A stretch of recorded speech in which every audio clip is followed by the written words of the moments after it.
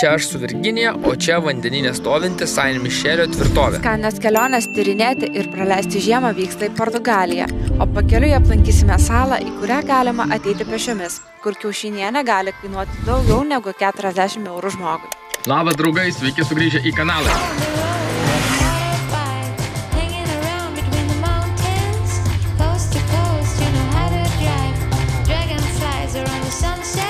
Įvažiavome kažkokį tai miestuką ir žodžio eismo sulaikymas, didžiulis kamštis ir iš priekio atvažiuoja štai toks konvojus.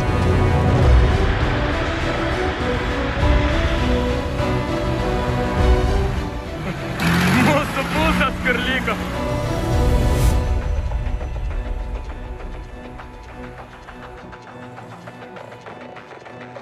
Ne tik per Lietuvą šiemet važiavo sunkiasvoris didžiulis krovinys, bet ir čia Prancūzijai tokių kartais tenka pervežti. Dėl to sustoja visas miestelio eismas. Sėkmingai pravažiavo ir mes judame toliau.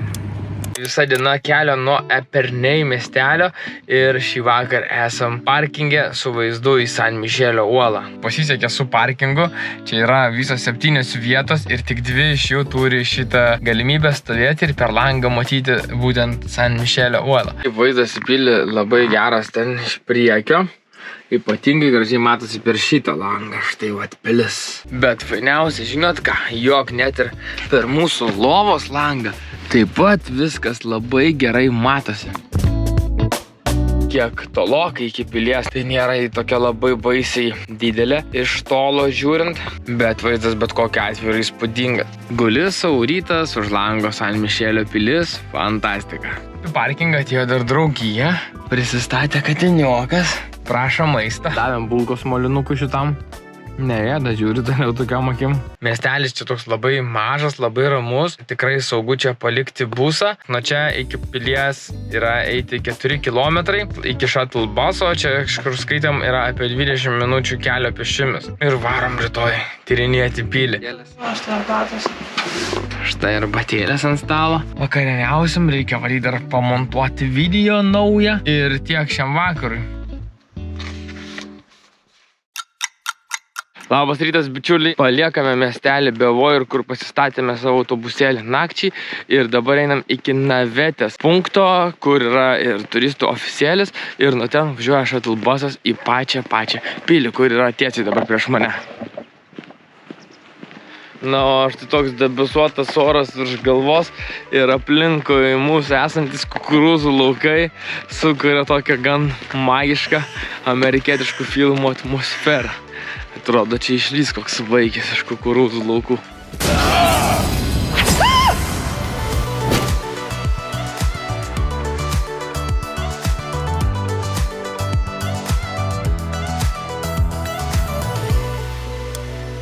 Buvom iš vakaro skaitę, kad čia važiuoja shuttle busas, kuris nuveža iki pačios pilies. Tai priėjus prie tos vietos pamatėm, kad eilė yra nežmoniškai ilga ir belieka arba laukti, arba eiti pėsčiomis. Atėjom prie shuttle buso, bet kadangi yra didžiulė žmonių eilė, tai nusprendėm tos 3 kilometrus eiti pėsčiomis ir nelaukti, nes tai užtruktų nemažai laiko. O jeigu jūs visgi nuspręsit vykti su shuttle busu, kuris yra visiškai nemokamas, tai reikės ateiti arba labai anksti, arba teks palaukti ilgai eilėje. Pats tas shuttle busas toks mediniam kažkokiom apdailom, kažkoks lyg kaip ir senovinis jis daromas, bet jis ten yra iš tikrųjų kažkoks bio busas. Ir įdomiausia tai, kad tiek prieki, tiek gale yra vairuotojo kabina. Reiškia, kai ten nuvažiuoja, vairuotojas tiesiog perlipa ir vėl važiuoja į kitą galą. O čia visai šalia shuttle busų, man už nugaros yra turistų informacijos centras, kuriame galite gauti žemėlapį, galite gauti visą reikiamą informaciją, ką čia pamatyti. O štai ten prasideda mūsų 3 km kelias link Atlanto pakrantės tiesiai į San Mišelio salą.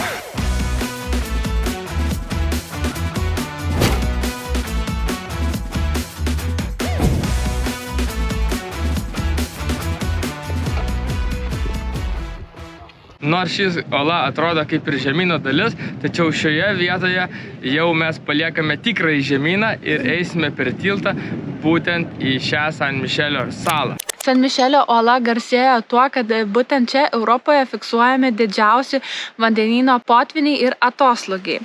Anksčiau žmonės į šią salą patekdavo tik nuslūgus vandenynui, o šiandieną turistai į San Mišelio salą gali patekti bet kada dėka pastatyto tilto. Tai priartėjus prie tilto pasijuto tikrai, kad kažkas pasikeitė. Pasidarė daug labiau vėjuota, kažkoks tas tiltas atsirado, pasikeitė gamta, dingo žalumas ir tokie pasidarė visur pilki, kažkokie klodai, šiek tiek primenė kaip kokį Marsą, nes tuo metu buvo atoslūgis, vandens nebuvo užlieta ir dėl to tokia žemė ganėtinai labai keista. Kažkur tolumoje vaikšto žmonės, iki tos pilies bando prieiti ne per pagrindinį kelią, o ten su gydais per tas visas pelkes klimpnoja. Tokia labai savotiška atmosfera.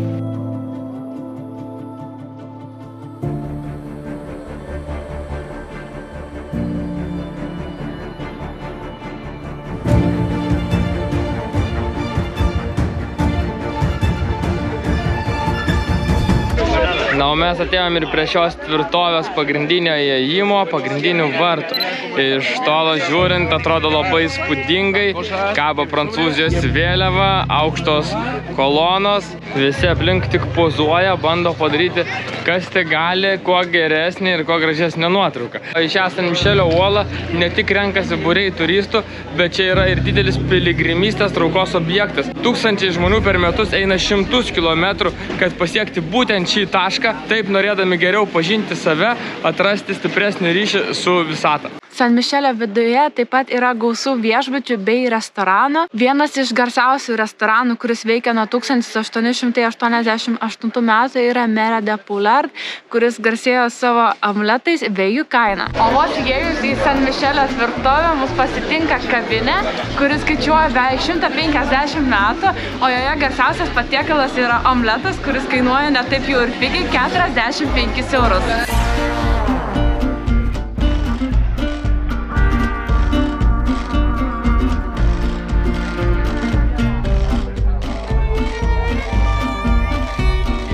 Na, o mes dabar laipteliais lipame aukštyn į pilies vieną iš gynybinių bokštų.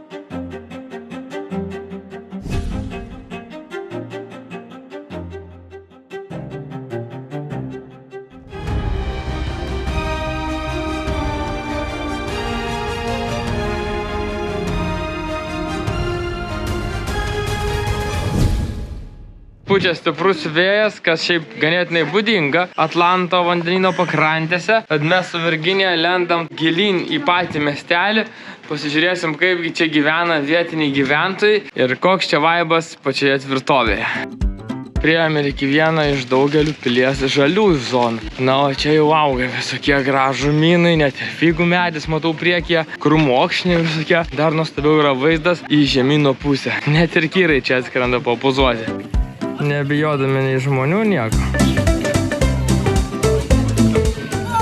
Būnant viduj, tai ten daug kavinių, daug restoranėlių. Kainos ten tikrai labai didelės, nors pačios tos kavinės kažko nėra labai ypatingos. Po ilgo kelio į pilį nutarėm su Virginija prisėsti ir pasidaryti savo tokį kavos pertraukėlę, kartu ir lengvą pietų milsą. Kad nereiktų pirkti kiaušinienės po 45 eurus. Beje, bičiuliai, jūs taip pat galite prisidėti prie mūsų kelionės platformoje Buy Me a Coffee, nupirkdami mums ekstra kavos. Viską rasite mūsų video aprašyme.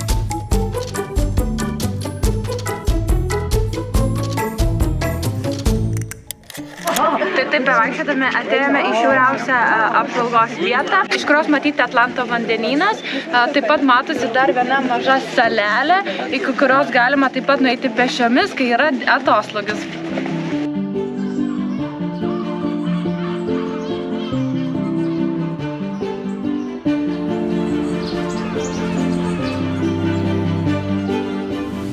Pirmą kartą San Mišelio kalnas tapo krikščioniškos svarbos vieta dar 8 amžiuje, kai pasak legendos vyskupas Aubertas susapnavo archangelą Mykolą, kuris liepė ten pastatyti tvirtovę.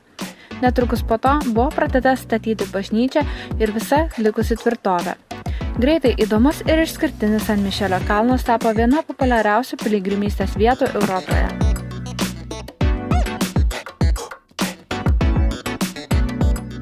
Miestelėje jau 2 valanda, pats pietų metas, dėl to visos kavinės tik kvepia, vienur smilksta dūmai, kažkas kažką kviečia, siūlo. Žmonių gausybė, tiesiog atrodo, kad atsidūrime viduramžiuose kartu ne tik su pastatu, bet ir su visais čia esančiais žmonėmis. Na, o mes su Virginija šiandieną keliaujame tą pačią pagrindinę gatve jau link išėjimo, grįžinėsime link savo kemperio.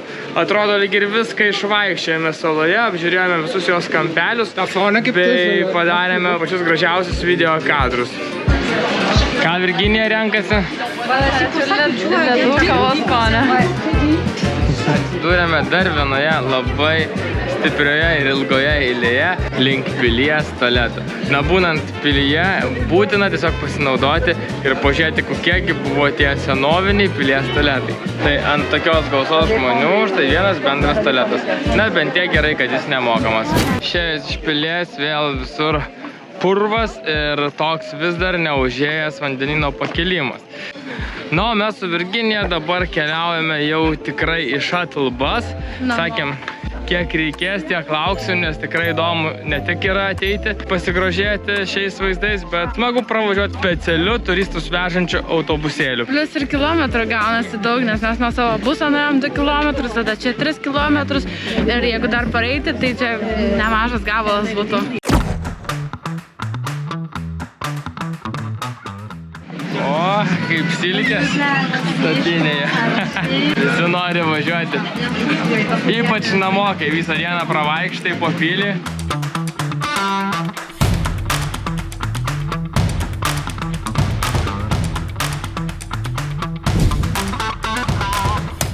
Na va, pravarėm ir su shuttle busu. Dabar liko paskutiniai 2 kilometrai ir būsim namuose. O ką, chibrytė, grįžom atgal į savo kemperį, šiaip žiauriai visą laiką, žinokit, jauku ir smagu sugrįžti namo. Šilta, gera, užkandom šiek tiek ir dabar varom iki sekančio spoto prie prekybos centro, gal dar kažką nusipirksim šeštadienio vakarui.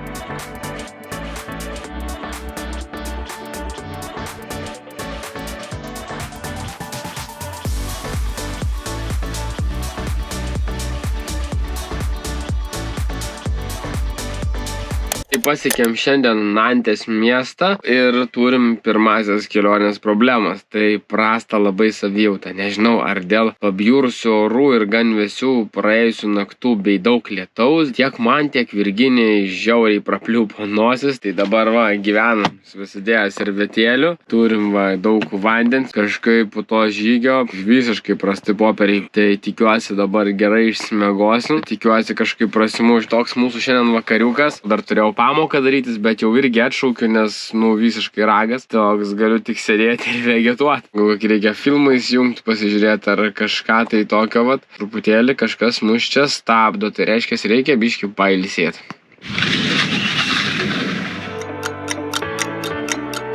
Nu ką, chibrytė, rytas, tai nuo ryto varom arbatos, o Virginija valosi dantis. Tai varysim lyst po dušu, gal kažkaip pramuš labiau tą visą slogą, tą visą negerumą. Ir šiandien judam toliau.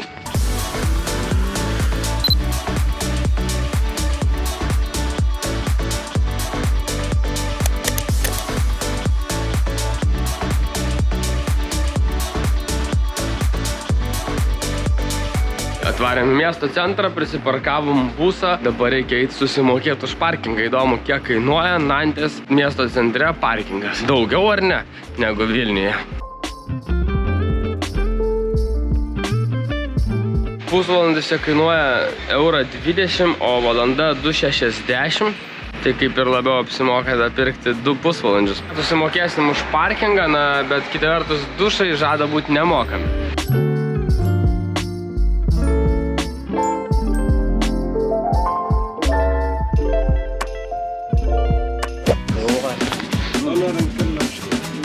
Na ką, atėjom į pastatą, ieškom, kurgi čia tie dušai. Parašėm vardą, pavardę, gimimo metus, davė numerėlius.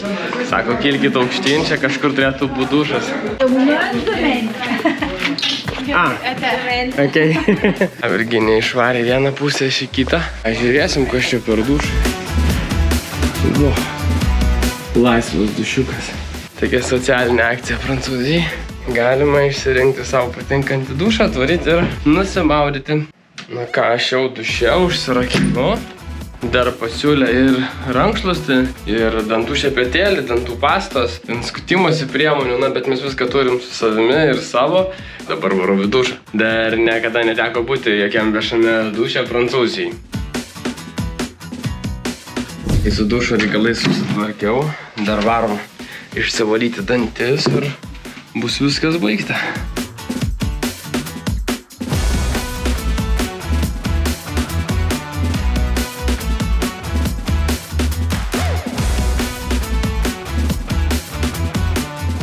Merci, adios.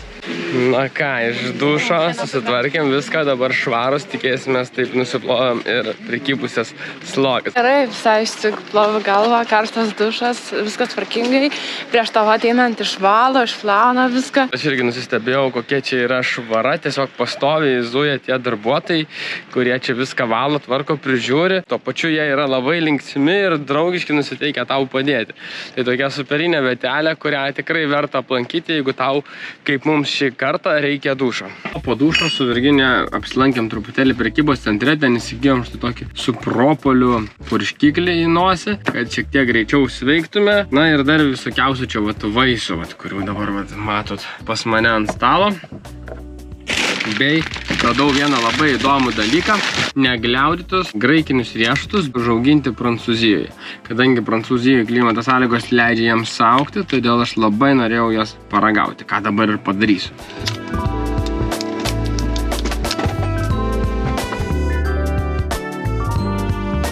Toks įdomus skonis. Esmė, kad čia jie yra ne tik tai, kad Prancūzijai užaugę, bet ir šviežus. Ganėtinai tokia keista jų forma viduje, atrodo, kaip dar ne visai susiformavę. Bet labai patogus kramtyti, labai lengva valgyti. Tai šiandieną pravažiavome Bordeaux ir jau tikriausiai paskutinis sustojimas Prancūzijai. Visai sėkmingai su savo slogomis judame link Ispanijos. Kad artėjame į pietus, išduoda ir šalia augančios štai tokios gražios pušaitės, kurios labai skaniai kvepia Tide milteliais. Taip pat ir oro temperatūra. Šiuo metu turim lauke net 30 laipsnių.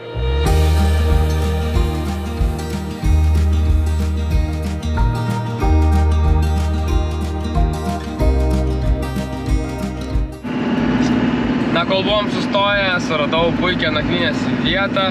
Ir chebra, žinokit, aš negaliu atsidžiaugti, kad jau mes vėl grįžtam į Ispaniją. Šilta vakarinė saulutė, gaivus pušelių kvapas ir net užkiurusi nosis nebegadina nuotaikos. Tai 10 valanda vakaro ir mes pagaliau privažiavom Ispanijos sieną. Važiuojam per upelį ir už upelio yra Ispanija. Pagaliau Ispanija! Šiandienos tikslas įveiktas. Ispaniją pasiekėm. Taigi, o mums dar liko paskutiniai 20 km iki nakvynės vietos, šiek tiek už San Sebastiano, kemperių aikštelėje ir galėsim savo atsipūsti po kelio ir eiti ramiai miegoti.